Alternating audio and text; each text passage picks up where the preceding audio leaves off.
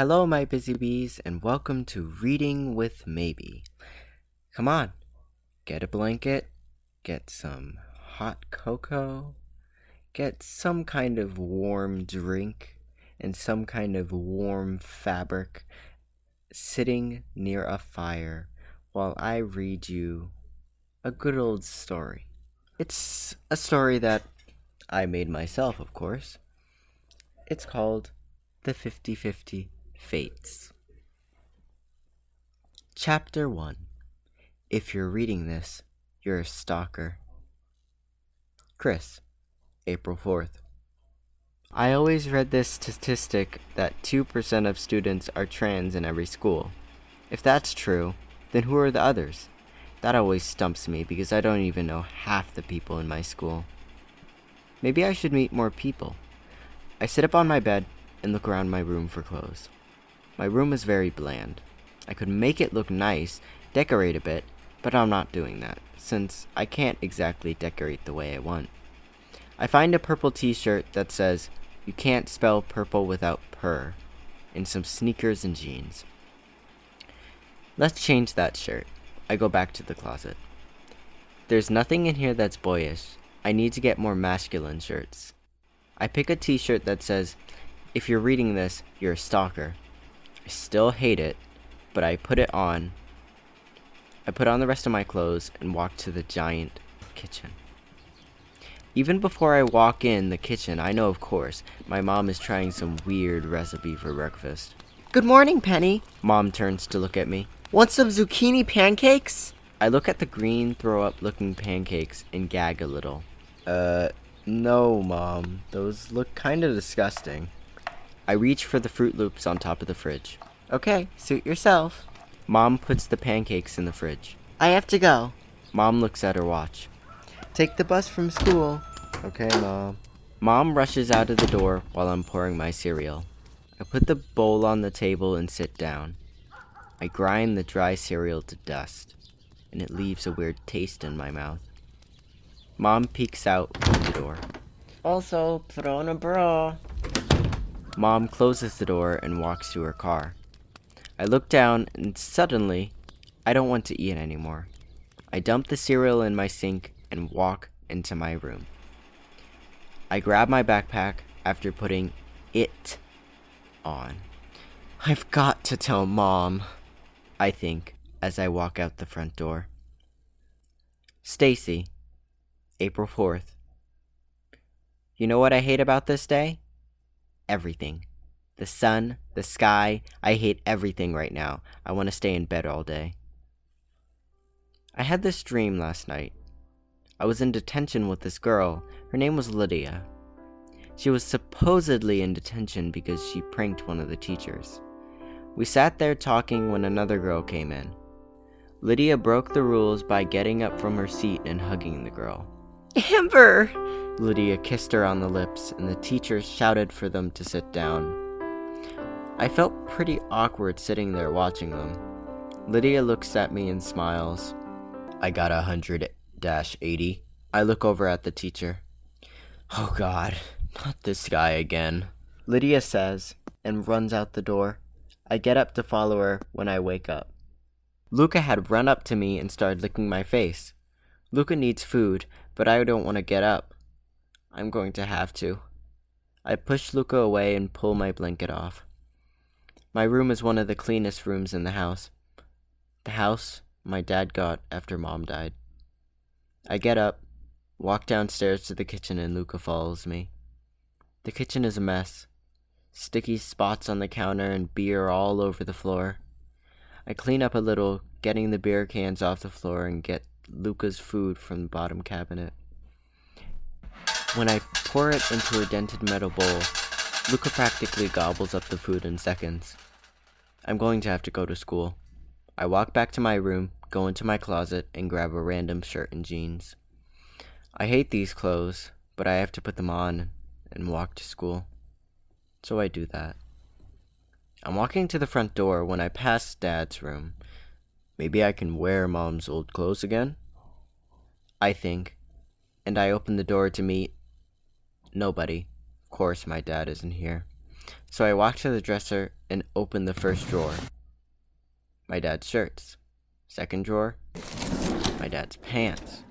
Third one, I'm not even gonna tell you what's in there. Fourth one, mom's old clothes. I look through them. As I'm looking, I remember about a year ago when I started wearing my mom's clothes, and my heart lurches. I look down at my chest, and I remember I'm in a boy's body.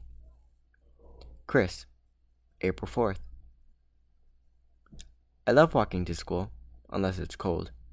Today it's warm, not too cold, not too hot, so it's kinda perfect. As I'm approaching Windward High, I see Ella, my friend. Ella is blonde and surprisingly taller than most girls in our class, but not too tall to be weird. Hey, Ella. Hey, Penelope. Ella beams. Ready for the Melody Festival? We walk through the old, scratched-up front doors. Yeah, kind of. I shrug. The Melody Festival is a school party and debate. Think of it as first getting drunk on school grounds, then days later talking about a topic. Any topic. Just needs to be important enough. Most of the time, I don't do anything. I don't give a speech about something. I just write a paper and give it to my teacher. That, or talk to the whole school about no showering after gym. Yeah, I don't want to do that.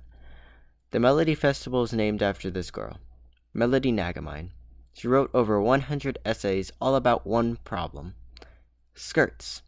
Not about how she doesn't want to be forced into wearing a skirt, just about skirts. I know, right? She wrote to the school board every day with her works, and the school honors her for her work at the school and after she left. It's stupid. As we approach homeroom, Ella says, I'm thinking of doing a speech this year. Do you think... Nope, I'm not doing a speech. I stated, never. But Penelope... Ella whines. I don't have anyone else to do it with. You'll find someone else. I walk to my desk in the back of the room, and Ella goes to hers in the front. The teacher is organizing his desk. He looks up and starts blabbering about something. I'm not listening. Halfway through whatever the teacher is talking about, a boy comes in. He looks pretty uncomfortable and looks like he hasn't showered for days. The teacher gives him a pointed look. I'm sorry I'm late. Stacy, April 4th. I'm thinking about that dream I had last night, and I still don't understand what it means. What does 100-80 mean? Is it like some code? Oh no, oh no, oh no. I'm late to homeroom. I awkwardly apologize when I finally get there. The teacher stops talking and gives me a look. The bell rings, students file out.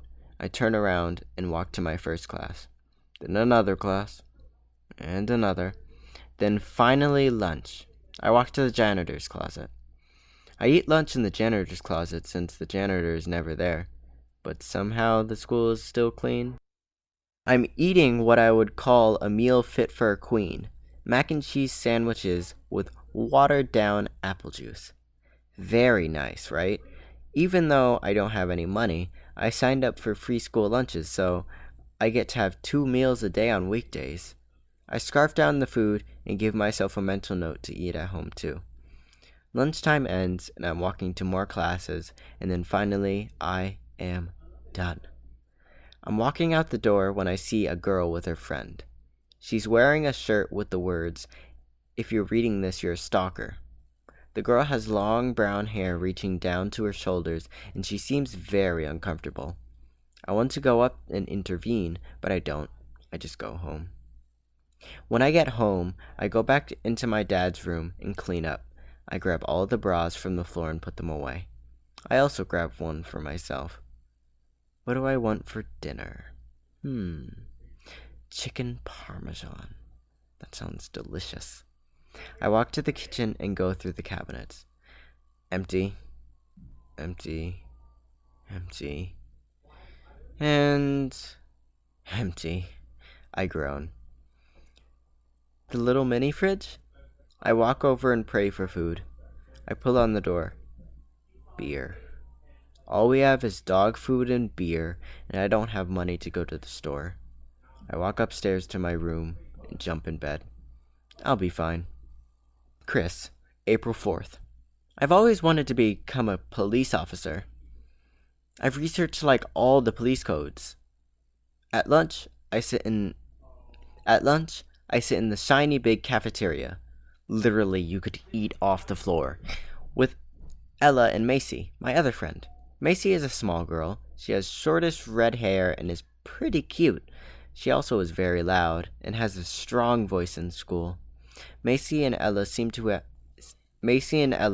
be having a deep conversation about the Melody Festival. I think you should decorate the yard with pink streamers, Ella suggests. It would look pretty with the other decorations.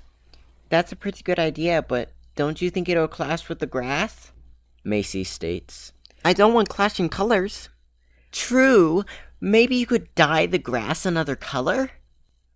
Ella replies. I think that's impossible, Macy says. and the committee would never go for it. Hey. Both Macy and Ella turn their head. Hi. They both say, and went back to their conversation. I'll talk to them later. When lunch is over, I walk to English. We are studying Romeo and Juliet, and it makes me think about death. Not like that. Kinda like that. It seems like maybe Romeo and Juliet is just getting me down. After last period, as I'm walking out of the school, Ella catches me. The bus is arriving. Did you see Daniel Gibson? No. What are you talking about? He was staring at you at lunch, Ella states. Do you think you'll... Ella's staring at me very intently. No. Bye. I walk onto the bus and leave. Stacy, April 4th. I like the dark. Not because the dark is where morbid stuff happens, but because it's the unknown. Anything could be happening in the dark. That's why I stay in it a lot. When I wake up, I'm wearing a bra. My dad must not be here yet. I'm so hungry, I can't get up. Dad will be here any second. I hear banging downstairs. It must be my dad. I wait for him to come upstairs. My bedroom door slams open. Light floods the room. Jack. I don't say anything. Jack, get up. Dad shakes my blankets, his shadow towering over me. I can't let him see the bra. Why didn't I just take it off? So stupid, Stacy. Jack. Dad mumbles. I don't move. Dad walks away. I slowly put my arms on my back and try to take off the bra. Take it off. Take it off. I jumble with the hooks. Off, please. It finally comes off, and I stuff it under my pillow. I get up and walk out of my room. I'm heading out. I hear my dad, and I walk right back to my bed. Chris, April 4th. Do you seem to think that life is very unfair? I think that. From the very beginning, life was unfair. To me, anyway. I just can't stop thinking about that 50-50 chance that I lost. When I get home, my phone buzzes. Text from Ella, probably. I don't want to talk to her right now, so I start walking to my room, but my mom calls me. Penny, would you set the table? I have homework to do, I say, and walk away. Hey. Mom trails off. I jump on my bed. I'm so tired of life. I grab my laptop from my table. Let's see. I type in, how to tell your parents you're transgender, and click on the first link. Coming out can be made a lot easier when you have a friend on your side who supports you, or when you come out to your parents in a letter rather than in person. I guess it'll be harder for me, since I have nobody who knows. Maybe I could tell someone. Maybe the other trans kids in the school. I'll have to find them first, though. Penny, dinner. I click out of the tab, delete my history, and power off my laptop. As I walk to the kitchen, I look straight down the hall. I can't look at the pictures hung around, or I'll start thinking of Dad. When I get to the kitchen, my mom is bustling around, holding a plate covered by a big bowl. I take a seat at the table. Are you ready for... Mom comes over with a plate and sets it on the table. Filipino beef jerky skewers. What is that? It's beef skewers with fish sauce on it. Okay. Cool. I take one off the plate and dig in. Okay, so that's it for chapter 1 of 50/50 Fates. If you like this video, could you maybe click that button that looks like someone's hand but in a fist with their thumb out? But also, if you got the time and you'd like to see more, click that red button that will tell YouTube to show my content on your subscriptions. Bye, my busy bees, and make sure to make more honey.